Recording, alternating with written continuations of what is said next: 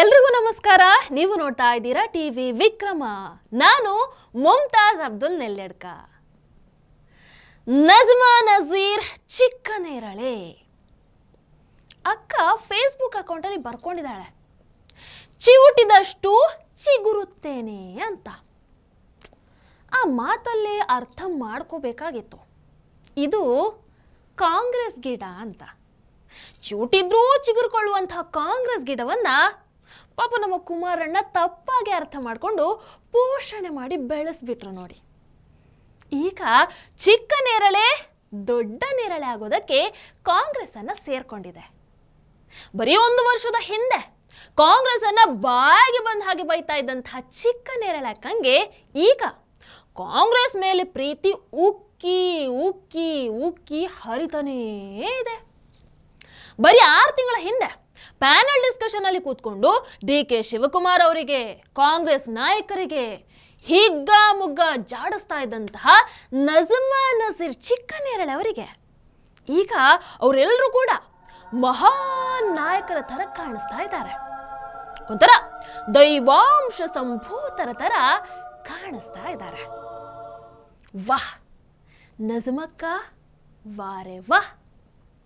ಅಕ್ಕ ತುಂಬಾ ಹಾರಾಡ್ತಾಳೆ ಅಂತ ಜನ ಮಾತಾಡ್ಕೊಳ್ತಾ ಇದ್ರು. ಆದ್ರೆ ಇವರು ಒಂದು ಪಕ್ಷದಿಂದ ಇನ್ನೊಂದು ಪಕ್ಷಕ್ಕೆ ಹಾರಾಡುವಂತ ಅಕ್ಕ ಅಂತ ಇವತ್ತೇ ಗೊತ್ತಾಗಿತ್ತು ನೋಡಿ. ಆದ್ರೂ ಚಿಕ್ಕನೇರಳೆಯ ನಜ್ಮಕ್ಕ ಒಂದೇ ಒಂದ್ಸಲ ಅವಳೇ ಮಾಡಿರುವಂತಹ ಈ ಒಂದು ವಿಡಿಯೋವನ್ನ ನೋಡ್ಕೊಂಡು ಬರಲೇಬೇಕು. ನಿಮ್ಗೆ ಯಾವಾಗ್ಲೂ ಅಯ್ಯೋ ಪಾಪ ಮುಸಲ್ಮಾನರನ್ನ ಎಷ್ಟು ಗೋಳು ಹೊಯ್ಕೊಳ್ತಿದ್ದಾರೆ ಅಂತ ನಮ್ಮ ಮೇಲೆ ಸಿಂಪತಿ ತಗೊಂಡು ನಿಮ್ಮ ಪೊಲಿಟಿಕಲ್ ಮೈಲೇಜ್ಗಳನ್ನ ಹೆಚ್ಚಿಸ್ಕೊಳಕ್ ಮಾತ್ರ ಗೊತ್ತಿದೆ ಹೊರತು ಮುಸಲ್ಮಾನ್ ನಾಯಕಿಯರನ್ನ ವಿಧಾನಸಭೆಗೆ ಕಳಿಸ್ಬೇಕು ಅನ್ನುವಂಥ ಕಿಂಚಿತ್ತೂ ಕಾಳಜಿ ಕಾಂಗ್ರೆಸ್ ಪಕ್ಷಕ್ಕೆ ಇಲ್ಲ. ಹಲಾಲ್, ಜಟ್ಕಾ, ಏನದು ದೇವಸ್ಥಾನಗಳು, ಧಾರ್ಮಿಕ ದತ್ತಿ ಇಲಾಖೆಯ ಸಮಸ್ಯೆ ಇವೆಲ್ಲ ನಡೀತಾ ಇದ್ದಾಗ್ಲೂ ಕಾಂಗ್ರೆಸ್ಸಿನ ನೀತಿ ಹೇಗಿದೆ ಮುಸಲ್ಮಾನರ ಕಡೆಗೆ ಅಂತ ಹೇಳಿದ್ರೆ, ಮುಸಲ್ಮಾನರು ಓಟ್ ನಮಗೆ ಬರೋದ್ ಬಿಡಿ ಅಂತ ಅನ್ಕೊಂಡು ತುಂಬಾ ಸಾರಾ ಸಗಟಾಗಿ ಈಸಿಯಾಗಿ ಟೇಕನ್ ಫಾರ್ ಗ್ರಾಂಟೆಡ್ ಅಂತ ಅನ್ಕೊಂಡು ಕಾಂಗ್ರೆಸ್ ಪಕ್ಷದ ಅಧ್ಯಕ್ಷರು ಡಿ.ಕೆ. ಶಿವಕುಮಾರ್ ಅವರು ಯಾರು ಕೂಡ ಹಿಜಾಬ್ ವಿಚಾರದಲ್ಲಿ ಮಾತಾಡಬಾರ್ದು ಅಂತ ಠರಾವನ್ನ ಹೊರಡಿಸ್ಬಿಡ್ತಾರೆ. ಇದೇ ಡಿ.ಕೆ. ಶಿವಕುಮಾರ್ ಅವರು 2002ರಲ್ಲಿ ಸೂಪರ್ ಸಿಎಂ ಆಗಿರ್ತಾರೆ. ಆಗ ಎಸ್.ಎಂ. ಕೃಷ್ಣ ಅವರು ಸಿಎಂ ಇರ್ತಾರೆ. ಹಿಂದೂ ಧಾರ್ಮಿಕ ದತ್ತಿ ಇಲಾಖೆಯ ಅಡಿಯಲ್ಲಿ ಮುಸಲ್ಮಾನರು ಯಾರು ಕೂಡ ಹಿಂದೂ ದೇವಸ್ಥಾನಗಳ ಸುತ್ತ ಅಂಗಡಿಗಳನ್ನ ಇಟ್ಕೊಳ್ಬಾರ್ದು ಅನ್ನುವಂತಹ ರೂಲ್ಸ್ ನ ಮಾಡ್ತಾರೆ. NPR ಸೈನ್ ಮಾಡಿರ್ತಾರೆ. ಇವಾಗ ಹೇಗಾಗಿದೆ ಪರಿಸ್ಥಿತಿ ಅಂತ ಹೇಳಿದ್ರೆ, ಬಿಜೆಪಿ ನೇರವಾಗಿ ಚೂರಿ ಚುಚ್ತಾ ಇದೆ, ಕಾಂಗ್ರೆಸ್ ಹಿಂದೆಯಿಂದ ಬಂದು ಚೂರಿ ಚುಚ್ತಾ ಇದೆ ಮುಸಲ್ಮಾನರಿಗೆ. ನಜ್ಮಕ್ಕ, ಏನಂತೀರಿ ಈ ವಿಡಿಯೋ ಬಗ್ಗೆ? ನೋಡ್ರಿ, ಮಾತೆತ್ತಿದ್ರೆ ಜಮೀರ್ ಅಹಮದ್ ಅವರು ನನಗೆ ಕಾಂಗ್ರೆಸ್ ಅವರು 4 ಪೋರ್ಟ್ಫೋಲಿಯೋ ಕೊಟ್ಟಿದ್ದಾರೆ ಅಂತ ಹೇಳ್ಕೊಂಡು ಓಡಾಡ್ತಿದ್ದಾರೆ. ಆ 4 ಪೋರ್ಟ್ಫೋಲಿಯೋ ತಗೊಳ್ಳೋ ಹಾಗೆ ಮಾಡಿದ್ದೇನೆ ಜೆಡಿಎಸ್ ಪಕ್ಷ, ದೇವೇಗೌಡರು, ಕುಮಾರಸ್ವಾಮಿ ಅನ್ನೋದನ್ನ ಪಾಪ ಜಮೀರ್ ಅಹಮದ್ ಅವರು ಮರ್ತು ಬಿಟ್ಟಿದ್ದಾರೆ. ಇವರನ್ನು ಒಂದು ಬೈ ಎಲೆಕ್ಷನ್ ಅಲ್ಲಿ ಎಸ್.ಎಂ. ಕೃಷ್ಣರವರಿಂದ ಆ ಕ್ಷೇತ್ರ ತೆರವಾದಾಗ ಜಯನಗರದಲ್ಲಿ ಸೋತಿದ್ದಂತಹ ಜಮೀರ್ ಅಹಮದ್ ಅವರನ್ನ ಕರ್ಕೊಂಡು ಬಂದು ಜೆಡಿಎಸ್ ಅವರು ದರಿದ್ರ ನಾರಾಯಣ ಕಾರ್ಯಕ್ರಮ ಮಾಡಿ ಗೆಲ್ಸಿದ್ರು. ಆಗ ಯಾವುದು ಎ ಟೀಮ್ ಬಿ ಟೀಮ್ ಅನ್ನೋದು ಅನ್ನಿಸ್ಲಿಲ್ಲ. ಇದು ಯಾವುದು ಕೋಮುವಾದಿ ಪಕ್ಷ ಕಾಂಗ್ರೆಸ್ ಮತ ಬಡಿಯಕ್ ಮಾಡ್ತಿದೆ ಅಂತ ಅನ್ನಿಸ್ಲಿಲ್ಲ. ತಾನು ಗೆಲ್ಬೇಕಾದ್ರೆ ಎಲ್ಲ ಸರಿ ಇದ್ದು ಬೇರೆಯವರು ಮುಸಲ್ಮಾನರು ಮುಂದೆ ಬರಬೇಕು ಅಂತಂದಾಗೆಲ್ಲ ಇವ್ರಿಗೆ ಸಮಸ್ಯೆ ಶುರುವಾಗುತ್ತೆ. ಇಷ್ಟೆಲ್ಲ ಬೈದು ಕಾಂಗ್ರೆಸ್ ಅನ್ನ ಹೀಯಾಳಿಸಿ ಮಾತಾಡಿ ಈಗ ಅದೇ ಪಕ್ಷಕ್ಕೆ ತಲೆಯನ್ನ ಬಗ್ಗಿಸ್ಕೊಂಡು ಹೋಗಿ ಸೇರ್ಪಡೆ ಆಗಿದ್ದೀರಲ್ಲ, ನಿಮ್ದು ನಾಲ್ಗೇನಾ ಅಥವಾ ಜಮೀರ್ ಸಾಹೇಬ್ರ ಎಕ್ಕಡಾನ? ಪ್ರೊಫೆಷನಲ್ ರಾಜಕಾರಣಿಗಳು ಇದೇ ತರ ಒಂದು ಪಕ್ಷಕ್ಕೆ ಬೈದು ಟೀಕೆಯನ್ನ ಮಾಡಿ ಮತ್ತೆ ಅದೇ ಪಕ್ಷಕ್ಕೆ ಹಾರಿದ್ರೆ ಹೇಗೆಲ್ಲ ಟ್ರೋಲ್ ಮಾಡ್ತಿದ್ದೆ ನೀನು, ನೆನಪಿರ್ಬೇಕಲ್ವಾ? ಈಗ ನೀವು ಕೂಡ ಅದೇ ದಾರಿಯನ್ನು ಹಿಡಿದು ಬಿಟ್ಟಿದ್ದೀರಲ್ಲ, ಇದು ದುರಂತ ಅಲ್ವಾ? ಅಥವಾ ಬದುಕೋ ದಾರಿ ಕಲ್ತ್ಕೊಂಡಿದ್ದೀನಿ ಅಂತ ಹೇಳ್ತಾ ಇದ್ದೀರಾ? ಇರಬಹುದು ಬಿಡಿ. ಸೊ ನೀವು ಇನ್ನು ಮೇಲೆ ಚಿಂತಕಿ, ಬುದ್ಧಿಜೀವಿ ಇದೆಲ್ಲ ಅಲ್ಲ, ನೀವೀಗ ಪಕ್ಕಾ ರಾಜಕಾರಣಿ, ಹೌದಾ ಅಲ್ವೋ? ಆದ್ರೆ ಒಂದೇ ಒಂದು ರಿಕ್ವೆಸ್ಟ್ ನಿಮಗೆ, ಇನ್ಮೇಲೆ ದಯವಿಟ್ಟು ನಿಮ್ಮ ಆ ಚಿಂತಕಿ ಇತ್ಯಾದಿ ಏನೇನು ಮುಖವಾಡಗಳಿದೆಯಲ್ಲ ಅವೆಲ್ಲವನ್ನ ತೆಗೆದು ಬಿಸಾಡಬೇಡಿ. ಇಷ್ಟಕ್ಕೂ ನಿಮ್ಮನ್ನ ಅದ್ಯಾವ ಪುಣ್ಯಾತ್ಮ ಚಿಂತಕಿ ಅಂತ ಕರೆದ್ನೋ ಅಥವಾ ನೀವೇ ಹಾಗಂತ ಹೇಳ್ಕೊಂಡ್ರು ಬರೀ ಇಂಥದೇ ಗೊತ್ತಿಲ್ಲ. ಮುಸಲ್ಮಾನ ಹೆಣ್ಣು ಮಕ್ಕಳನ್ನ ಹಿಜಾಬ್ ಬುರ್ಖಾಡಿ ಬಂಧಿಸುವಂತಹ ಪದ್ಧತಿಯನ್ನ ನೀವು ಪ್ರೋತ್ಸಾಹ ಮಾಡ್ತೀರಿ. ನೀವೊಬ್ರು ಮಹಿಳಾವಾದಿ. ವಾರೆ ವಾಹ್, ಎಂತಹ ಚಿಂತನೆ ಅಕ್ಕ ನಿಮ್ಮದು. Great, nice. ವೀಕ್ಷಕರೇ, ನಜ್ಮಾ ನಜೀರ್ ಚಿಕ್ಕನೇರಳ ಬಗ್ಗೆ ಒಂದು ಪ್ರೋಗ್ರಾಮ. ಇವಳು ಅಂತಹ ದೊಡ್ಡ ಜನನ ಅಂತ ನಿಮಗೆ ಪ್ರಶ್ನೆ ಮೂಡಬಹುದು. ಅದೆಲ್ಲ ಏನಿಲ್ಲ. ನಜ್ಮಕ್ಕ ಫೇಸ್ಬುಕ್ ಅಲ್ಲಿ ರಾತ್ರಿ ಹುಡ್ಕೊಂಡಂತಹ ಒಂದು ಪರಾವಲಂಬಿ ಜೀವಿ. ಯಾವ ನಾಲೆಜ್ ಇಲ್ಲದೆ ಹೋದ್ರೂ ಓಕೆ, ಬಿಜೆಪಿಯನ್ನ ಅಥವಾ ಮೋದಿಜಿಯನ್ನ ಬೈದ್ರೆ, ಹಿಂದೂ ಧರ್ಮದ ವಿರುದ್ಧ ಮಾತನಾಡಿದ್ರೆ ನಾನು ಫೇಮಸ್ ಆಗಬಹುದು, ಚಿಂತಕಿ ಅಂತ ಕರೆಸ್ಕೊಳ್ಬಹುದು, ಒಂದು ವರ್ಗದ ಮಧ್ಯ ಹೀರೋಯಿನ್ ಆಗಬಹುದು ಅಂತ ಲೆಕ್ಕಾಚಾರವನ್ನು ಹಾಕುವಂತಹ ಈಕೆ ದಿಢೀರಾಗಿ ಫೇಸ್ಬುಕ್ ಅಲ್ಲಿ ವಿಡಿಯೋಗಳಲ್ಲಿ ಕೂಗಾಡೋದಕ್ಕೆ ಶುರುವನ್ನ ಮಾಡಿಬಿಡ್ತಾರೆ. ಪೋಸ್ಟ್ಗಳಲ್ಲಿ ವಾಮಿಟ್ ಮಾಡ್ಕೊಳ್ಳೋದಕ್ಕೆ ಶುರು ಮಾಡ್ತಾರೆ. ಯಾರಿದು ಹುಡುಗಿ? ತಲೆಯಲ್ಲಿ ನಯಾ ಪೈಸ ಬುದ್ಧಿ ಇಲ್ಲದಿದ್ರು ಕೂಡ ಬಾಯಿ ಜೋರಾಗಿದ್ಯಲ್ಲ ಅಂತ ಎಡಬಿಡಂಗಿಗಳು ಈಕೆಯನ್ನ ಮೆರೆಸೋದಕ್ಕೆ ಶುರು ಮಾಡ್ತಾರೆ. ಹಾಗೆ ಶುರುವಾಯಿತು ನೋಡಿ ನಮ್ಮ ಅಕ್ಕನ ಪೊಲಿಟಿಕಲ್ ಜರ್ನಿ. ಕಾಂಗ್ರೆಸ್ ಅಲ್ಲಿ ತನಗೆ ಗಿಟ್ಟುವಂತಹ ಚಾನ್ಸ್ ಒಂಚೂರು ಕಮ್ಮಿ. ಅಲ್ಲಿ ಯಾವ ಮುಸ್ಲಿಂ ಹುಡುಗಿಗೂ ಕೂಡ ಒಳ್ಳೆ ಪೊಸಿಷನ್ ಸಿಕ್ಕಿಲ್ಲ ಅಂತ ಗೊತ್ತಾದ ಕೂಡಲೇ ನಜ್ಮಕ್ಕ ಏನು ಮಾಡ್ತಾರೆ, ಹೋಗಿ ಕುಮಾರಣ್ಣನ ಕಾಲಿಗೆ ಬಿದ್ದೇ ಬಿಡ್ತಾರೆ. ತಮ್ಮದು ಜಾತ್ಯತೀತ ಪಕ್ಷ ಆಗಿರೋದ್ರಿಂದ ಕುಮಾರಣ್ಣ ಈ ಮುಸಲ್ಮಾನ ಹೆಣ್ಣನ್ನ ಪಕ್ಷದೊಳಗೆ ಸೇರಿಸ್ಕೊಂಡ್ಬಿಡ್ತಾರೆ. ಈ ಖಾಲಿ ಮಡಿಕೆ ಸೌಂಡನ್ನು ಕೇಳಿ ಮಹಾನ್ ಅಸೆಟ್ ಅಂತ ಅಂದ್ಕೊಂಡ್ಬಿಡ್ತಾರೆ. ಪಕ್ಷದ ಮಹಿಳಾ ವಿಂಗಿಗೆ ರಾಜ್ಯ ಕಾರ್ಯದರ್ಶಿ ಕೂಡ ಮಾಡಬಿಡ್ತಾರೆ. ಅಂಡ್ ಹೀಗೆ ಆ ಪಕ್ಷಕ್ಕೆ ಹೋಗಿದ್ದು ಇಂತಹ ಲಾಭವನ್ನು ಗಿಟ್ಟಿಸ್ಕೊಳ್ಳೋದಕ್ಕೆ ತಾನೆ. ಈಕೆ ಅಜೆಂಡಾ ಎರಡೇ. ಒಂದು ಹಿಂದೂ ದ್ವೇಷವನ್ನ ಬಿತ್ತೋದು, ಇನ್ನೊಂದು ಪರ್ಸನಲ್ ಲೈಫನ್ನ ಅದ್ದೂರಿ ಮಾಡ್ಕೊಳ್ಳೋದು. ಆದ್ರೆ ಏನು ಮಾಡೋದು, ಬ್ಯಾಡ್ ಲಕ್ ನೋಡಿ.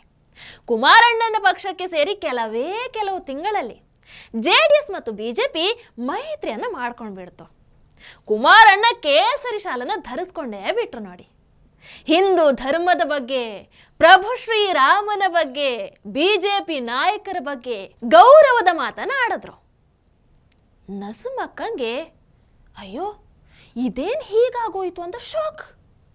ನಾನು JDS ಅನ್ನ ಮುಸ್ಲಿಂ ಲೀಗ್ ಮಾಡೋಣ ಅಂತ ಬಂದಿದ್ರೆ ಇಲ್ಲಿ ಹೀಗೆಲ್ಲ ಆಗೋಯ್ತಲ್ಲ ಅಂತ ಅವರಿಗೆ ಟೆನ್ಷನ್ ಸ್ಟಾರ್ಟ್ ಆಗತ್ತೆ.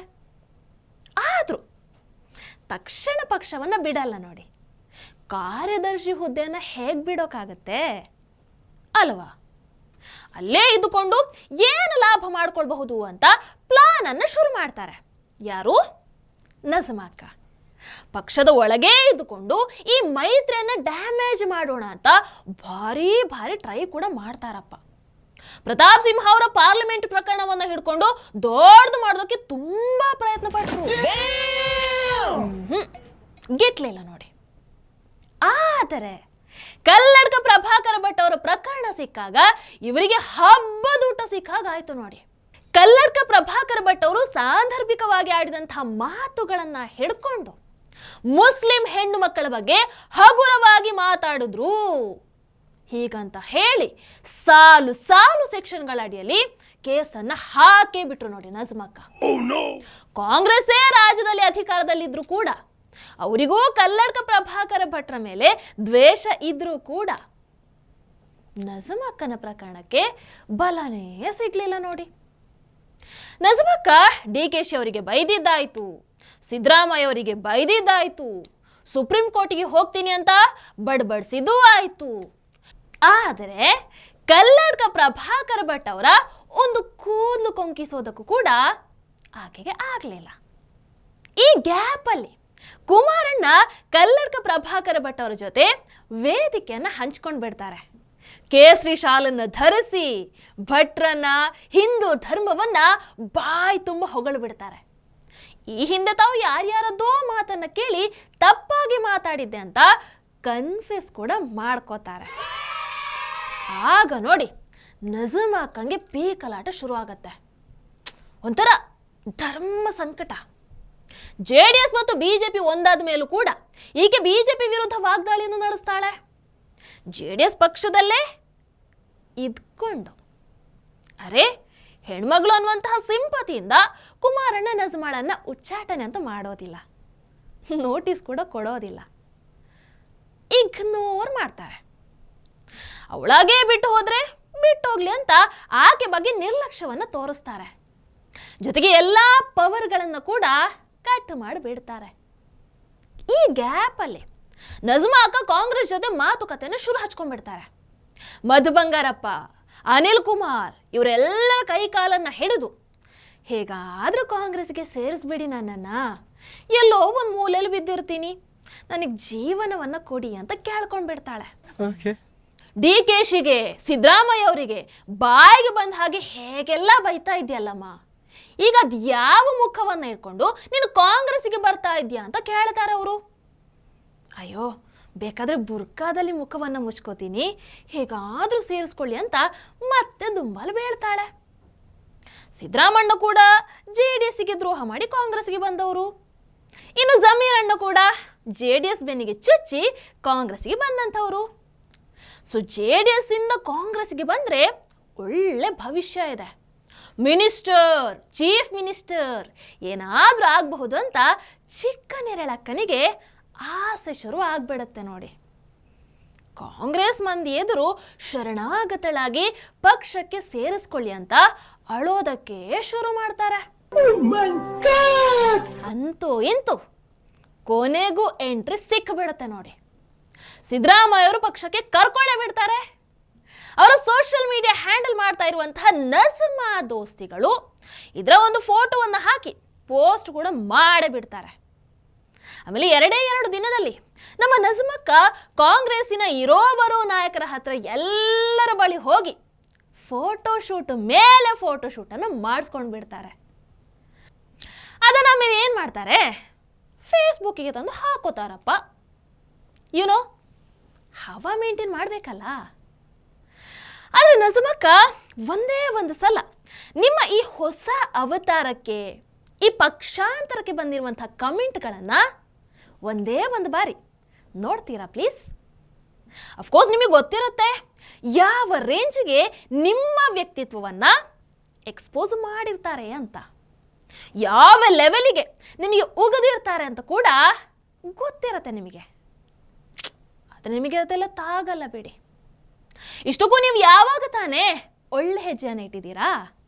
ಅಣ್ಣ ನಿಮ್ಮ ಪೋಸ್ಟ್ಗೆ ಯಾವಾಗ ತಾನೇ ಒಳ್ಳೆ ಕಮೆಂಟ್ ಬಂದಿದೆ ಹೇಳಿ? ಆದರೂ 1-2 ಕಮೆಂಟ್ಸನ್ನು ತೋರಿಸ್ತೀವಿ, ನೋಡ್ಕೊಳ್ಳಿ. ಜಸ್ಟ್ ಸ್ಯಾಂಪಲಿಗೆ. ನಜ್ಮಕ್ಕ ಈ ವಿಡಿಯೋವನ್ನು ಕೂಡ ಒಂದು ಬಾರಿ ನೋಡಕ್ಕ. ಇವ್ರು ಅಲ್ಪಸಂಖ್ಯಾತರನ್ನ ಇಟ್ಕೊಂಡು ಹೋಗಿ ತಗೋತಾರಲ್ವಾ? ಅಲ್ಪಸಂಖ್ಯಾತರಿಗೆಲ್ಲ ಬಿಜೆಪಿ ತೋರಿಸಿ ಪ್ರಚಾರ ಕಿಟ್ಟಿಸ್ಕೊಂಡು ಹೋಗಿ ತಗೋತಾರೆ.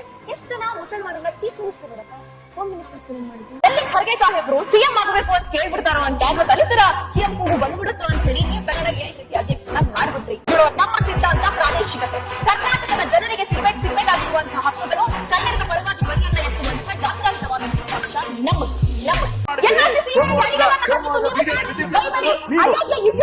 ಅಡಿಪಾಯವನ್ನು ಹಾಕಿದ್ದು ನೀವು ಬರಿಬೇಡಿ. ಟಿಪ್ಪು ಜಯಂತಿಯನ್ನ ಮುಸಲ್ಮಾನರು ಬಂದು ಮಾಡಿ ಅಂತ ರಿಕ್ವೆಸ್ಟ್ ಮಾಡ್ಕೊಂಡಿದ್ರ?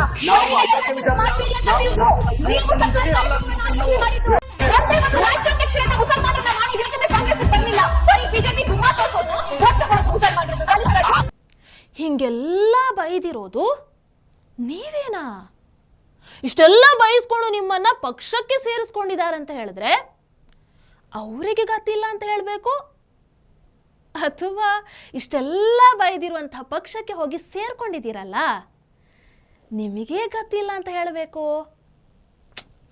ನನಗಂತೂ ಒಂದು ಅರ್ಥ ಆಗ್ತಿಲ್ಲ ನೋಡಿ. ಏನಿರಲಿ, ನಿಮಗೆ ಲಾಭ ಇರುವಂಥ ಪಕ್ಷಕ್ಕೆ ಸೇರ್ಕೊಂಡಿದ್ದೀರಾ ಬಿಡಿ.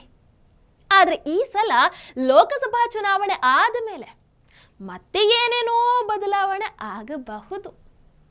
ನೀವು ಮತ್ತೆ ಕಾಂಗ್ರೆಸ್ ಬಿಡುವಂಥ ಯೋಚನೆಯನ್ನು ಮಾತ್ರ ಮಾಡಬೇಡಿ ಆಯಿತಾ? ನಂದೊಂದು ಸಜೆಷನ್ ಅಷ್ಟೆ. ಎನಿವೇಸ್, ಗುಡ್ ಲಕ್ ನಜ್ಮಕ್ಕ, ಗುಡ್ ಲಕ್. ನಿಮ್ಮ ಅನಿಸಿಕೆ ಏನು ದಯವಿಟ್ಟು ಕಾಮೆಂಟ್ ಮೂಲಕ ತಿಳಿಸಿ. ಹಾಗೆ ವಿಡಿಯೋ ನಿಮ್ಗೆ ಇಷ್ಟದಲ್ಲಿ ಲೈಕ್ ಮಾಡಿ, ಶೇರ್ ಮಾಡಿ. ನಮಸ್ಕಾರ. ಟಿವಿ ವಿಕ್ರಮ, ದೇಶ ನಿಮ್ಮ ಕೈಯಲ್ಲಿ. ಈ ಕಾರ್ಯಕ್ರಮ ನಿಮಗೆ ಇಷ್ಟ ಆಗಿದ್ದಲ್ಲಿ ಲೈಕ್, ಶೇರ್ ಹಾಗೂ ಕಮೆಂಟ್ ಮಾಡಿ. ಟಿವಿ ವಿಕ್ರಮದ ಕಾರ್ಯಕ್ರಮಗಳನ್ನು ನಿರಂತರವಾಗಿ ವೀಕ್ಷಿಸಲು ಸಬ್ಸ್ಕ್ರೈಬ್ ಮಾಡಿ, ಬೆಲ್ ಐಕನ್ ಒತ್ತಿ.